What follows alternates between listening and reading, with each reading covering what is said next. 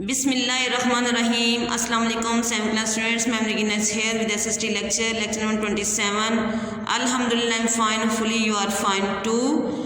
Dear students, come on, chapter number 17, Leading the Freedom Movement. Book reading.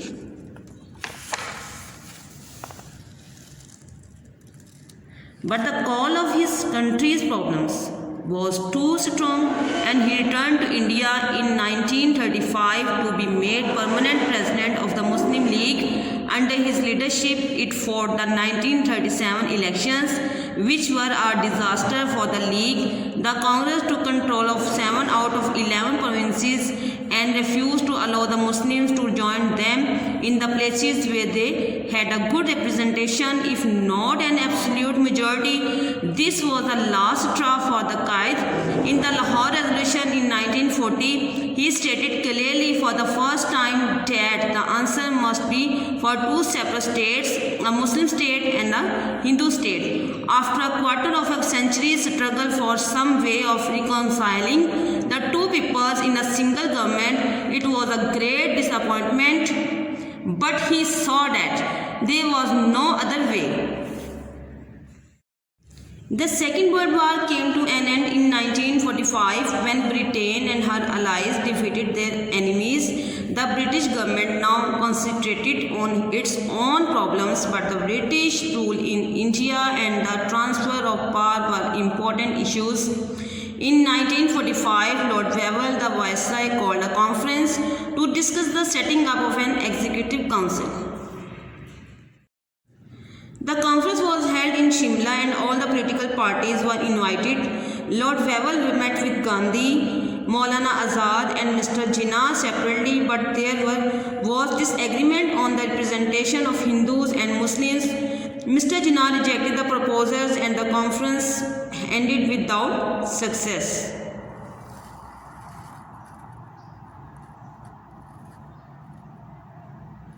Minar-e-Pakistan, a commemorative tower to mark the site where the Lahore Resolution was passed.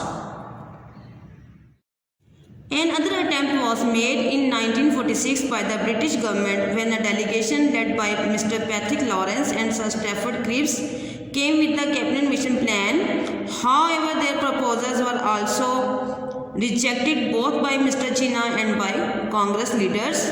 The final plan was to divide India into 3 parts: Hindu majority provinces, Muslim majority provinces in the west, and Bengal, Assam with local autonomy except for foreign affairs, defense and communications, which would be under a Central Indian Union.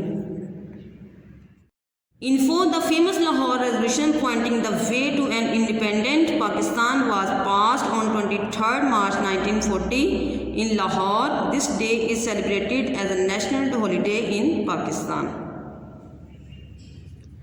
Quaid-e-Azam rejected the cabinet mission plan when Mr. Nehru declared that once the British left, future governments would not be bound by these terms.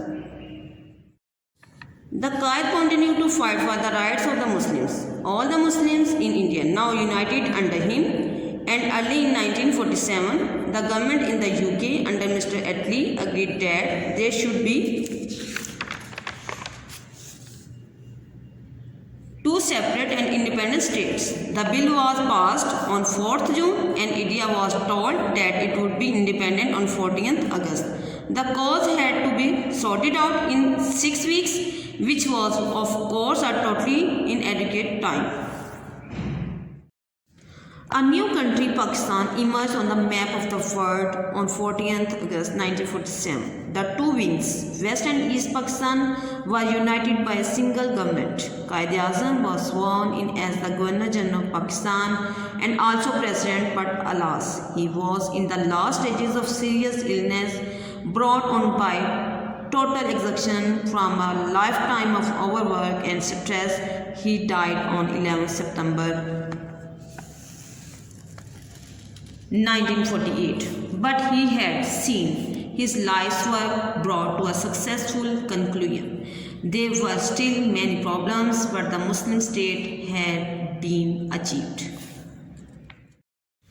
The role of women in the freedom movement. Muslim women, despite cultural restraints, have played an active role in the Muslim history. As the saying goes, behind every great man was a woman who spotted the cause and shared the burden. The history of the freedom movement also highlights the role of women who took an active part in his struggle.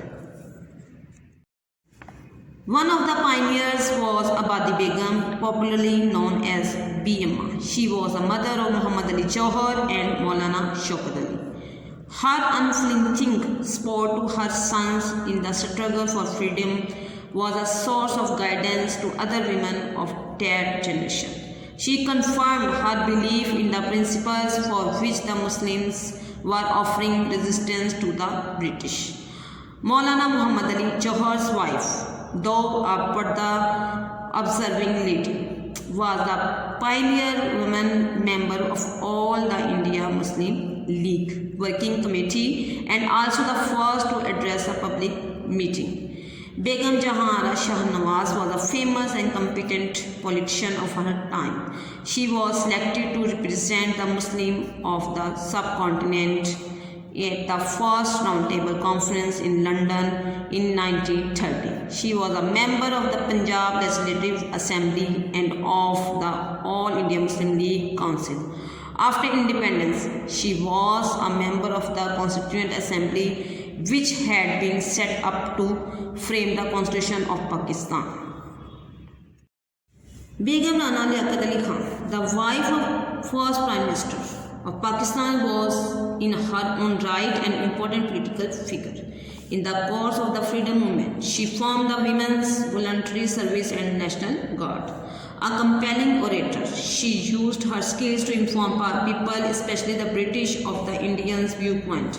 After independence too, Begum Rana Liaquat Ali Khan worked extensively for the rehabilitation and uplift of Pakistani women. She also served as ambassador to The Hague as the governor of Sindh. In Sindh, Lady Nusrat Harun and Lady Suhra Hidayatullah played an important role and participated actively in the freedom movement. Lady Harun was elected the president of All India Women's League in 1943. Both these ladies worked hard for the rehabilitation and welfare of women after independence and contributed generously to this cause. Begum Shaista Ikramullah, herself from a politically prominent family, participated actively in the freedom movement. She organized the Muslim Gulf Students Federation. She was also a member of All India Muslim League Council and after independence was elected member of the Pakistan Constituent Assembly. Begum Ikramullah also served as ambassador to Morocco. Begum Salma Tasadduq Hussain, a devoted political activist, was a secretary of the Punjab Women's Muslim League and became a member of All India Muslim League in 1937. Besides these ladies, there were scores of others who generously gave their time and energy to achieve freedom and independence. Leading figures among them were Begum Nur Sabah, Begum Shamsun Nihar Mahmood and Begum Vikarunisa Noor. We close this chapter with the achievements of a lady who was remarkable for her perseverance and unflinching faith in the cause of the Muslims. This is none other than Miss Fatima Jinnah, the youngest sister of the Quaid-e-Azam Muhammad Ali Jinnah. Miss Jinnah stood by her brother through the course of his long struggle for the independence of the Muslims and creation of Pakistan. She gave up her own career as a practicing dentist despite the fact that she was one of the first and few Muslim women of her generation to pursue professional education at her brother's side after the death of his wife. However, she did not ever exploit her position or bask in the limelight. Instead, she organized the women's wing of All India Muslim League and founded the All India Women Students Federation. For her steady and persevering support to the Qaid and her efforts for the Pakistani nation, she was gratefully acknowledged as Madre Millat, the mother of the nation. Indeed, she is a role model for Pakistani women. Women are the custodians of a sacred trust, the best in the cultural and spiritual heritage of a nation, she once said. Miss Fatima Jinnah died in Karachi in July 1967. Dear students, these are the short questions of this chapter, chapter number 17, 6 to 10. You will write these short questions on your sticky notes and later will be marked your book. Question number 6, name the birthplace of Quaid-e-Azam. Question number 7, when and who called an Indian conference and why. Question number 8, when and who presented cabinet mission plan. Question number 9, why cabinet mission plan was rejected by Quaid-e-Azam. Question number 10, who was B. Amma. Friends, now mark the answers of these short questions on your book.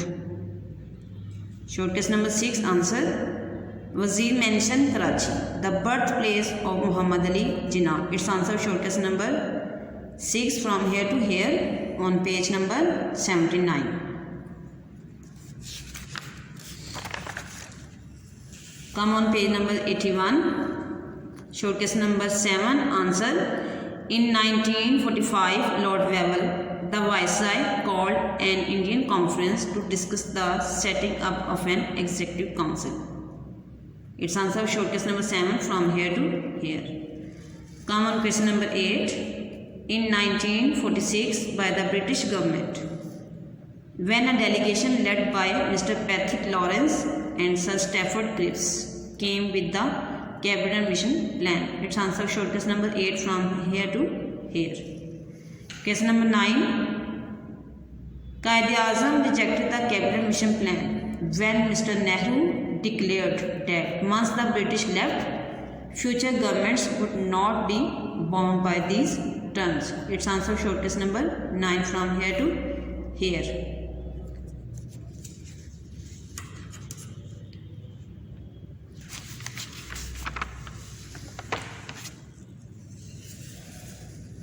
Question number 10, answer. She was the mother of Muhammad Ali, Johar and Maulana Shaukat Ali. Its answer, short question number 10 from here to here on page number 83. Dear students, this is all about lecture. Learn by heart. Take care. Allah Hafiz.